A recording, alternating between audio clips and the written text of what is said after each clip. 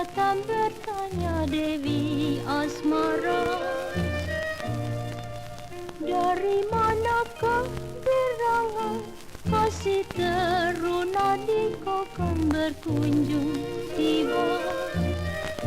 Barat dan timur mengemata, agaknya syarat tanda menyinta.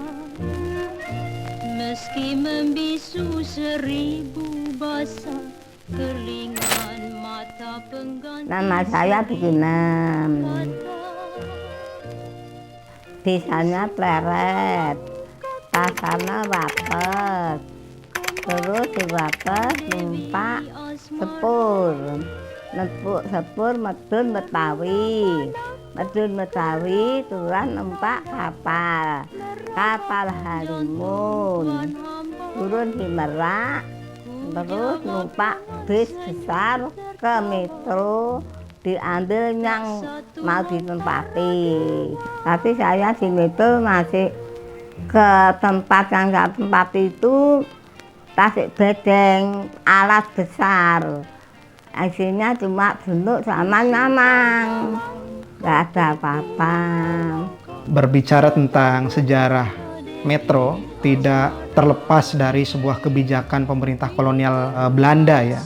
Ratu Wilhelmina dalam pidatonya mengatakan bahwa akan ada sebuah kebijakan baru yang bernama politik balas budi itu, NRS School.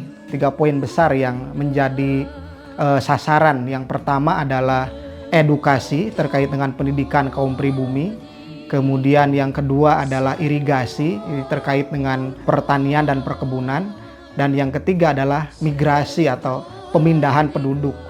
Di 1905 yakni mengadakan pemindahan penduduk dari penduduk yang padat di daerah Jawa Tengah itu ke daerah luar Jawa, program kolonisasi ini. Jadi bulan Maret 1935 kolonisasi Sukadana itu sudah disahkan ya untuk dilakukan. Kemudian di bulan Agustus mulai berdatangan para kolonis yang pertama ke Bedeng 1 di daerah Trimurjo. Ketika itu di Trimurjo sendiri sudah ditunjuk seorang asisten wedana yang bernama Soekarno Sosro Nagoro. Beliau ini yang kemudian diberi tanggung jawab untuk mengurus kolonisasi pertama di daerah Trimurjo ya di Bedeng 1 itu.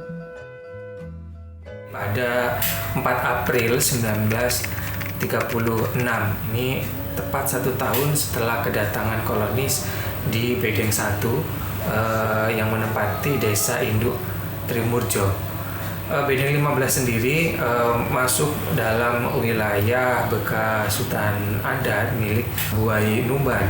Bedeng 15 ini direncanakan menjadi pusat dari kolonisasi Sukadana. Secara bertahap, wilayah ini akan dinaikkan statusnya dari asisten kewedanaan atau setingkat under district menjadi wilayah setingkat kewedanaan atau setingkat distrik, disiapkan menjadi satu under abdeling khusus yang berada di bawah pengawasan langsung seorang residen Lampung ketika itu. Dan 1 tahun setelah kedatangan para kolonis di Bedeng 15 ini menjadi hari bersejarah dan penting bagi Metro karena ketika itu paling tidak terjadi 2 peristiwa. Yang pertama adalah hari di mana residen Lampung yaitu Rookmaker ketika itu mengakhiri masa jabatannya sebagai residen Lampung. Dia berdinas sejak tahun 1933 hingga 1937 dan upacara perpisahan beliau sebagai residen ketika itu dilaksanakan di Metro bersamaan dengan resmian satu monumen. Ini menjadi sebuah tradisi ya ketika itu saat seorang pejabat atau residen itu mengakhiri masa jabatannya biasanya akan dibangunkan satu monumen untuk memperingati keberhasilan kinerja dari residen tertentu. Tapi khusus untuk residen maker ketika itu dibangun di Metro, lokasinya di perempatan utama di pusat kota di Jalan Boulevard di pusat kota. Ini dibangun satu monumen berbentuk kolom tiang setinggi 4 meter ini yang di kedua sisinya di depan dan belakang itu terdapat prasasti yang terpahat menggunakan tinta emas yang bertuliskan dalam bahasa Belanda di satu sisinya, dan di sisi lainnya ditulis dalam aksara Jawa yang kurang lebih artinya adalah untuk mengenang keberhasilan kinerja kolonisasi residen Rookmaker 1933 sampai 1937. Peristiwa yang kedua, jadi setelah upacara itu bergeser ke lokasi selanjutnya, yaitu di Pendopo Asisten Wedana Metro, atau kalau sekarang lokasinya ya bekas rumah asisten Wedana.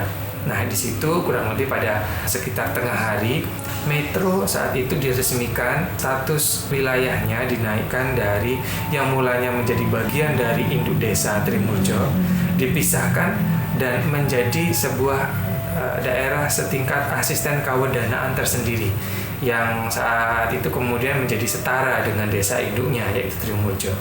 Dalam waktu yang sama dilantik juga asisten Wedana Metro yang pertama, yaitu Raden Mas Sudarto. Sebagai simbol beliau mulai menjabat sebagai asisten Wedana Metro. Dalam waktu yang sama juga saat itu Metro diresmikan sebagai pusat dari kolonisasi Sukadana, yang 2 tahun kemudian, tahun 1938 sudah ditunjuk seorang aspiran controller pertama di Metro, dan mulai berdinas pertama kali tahun 1939 di Metro sudah menjadi tempat kedudukan seorang aspiran controller yang pertama, yaitu bernama Cornelis Bastian van der Linden. Sejak saat itu kemudian Metro sudah mulai menampakkan kemajuannya sebagai daerah yang begitu penting dan menjadi sangat diperhatikan oleh pemerintah Hindia Belanda, terutama di Keresiden Lampung ketika itu. Mengenai asal mula nama Metro ini sebenarnya ada arsip yang sangat terang dan jelas menjelaskan mengenai sejarah asal mula nama Metro.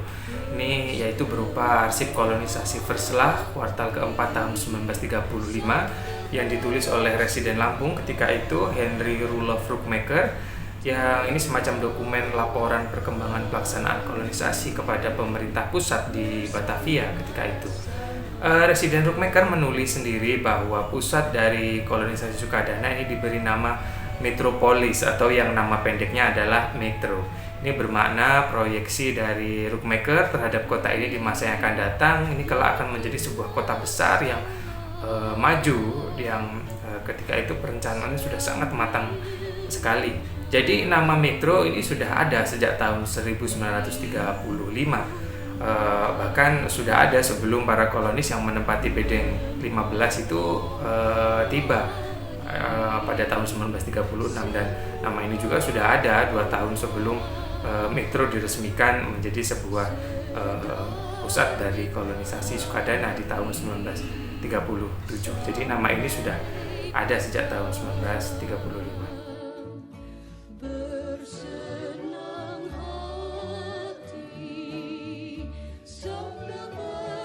Berbicara tentang kota Metro, berdiri pada tahun 1937 setelah merdeka menjadi ibu kota Kabupaten Lampung Tengah. Melihat span of control, jangkauan pembinaan terhadap pemerintahan terlalu jauh, maka Provinsi Lampung dulu membentuk tim pemekaran kabupaten kota. Dengan Undang-Undang Darurat tahun 56, barulah Metro itu terbentuk menjadi ibu kota Kabupaten Lampung Tengah. Dan Metro berkembang terus sampai menjadi kota pendidikan. Karena hanya ada 2 kota di Lampung ini, kota Metro dan Bandar Lampung. Dan kita ini sekarang penyangga Provinsi Lampung atas restu Pak Bupati membuat konsep kota administratif. Karena menurut Undang-Undang Pokok Pemerintahan tahun 74 akan terbentuknya satu kabupaten kota harus melalui kota administratif untuk kota, pembantu bupati untuk kabupaten, residen untuk provinsi. Pada tahun 1986 terbitlah peraturan pemerintah nomor 34 tahun 86 tanggal 14 Agustus 1996.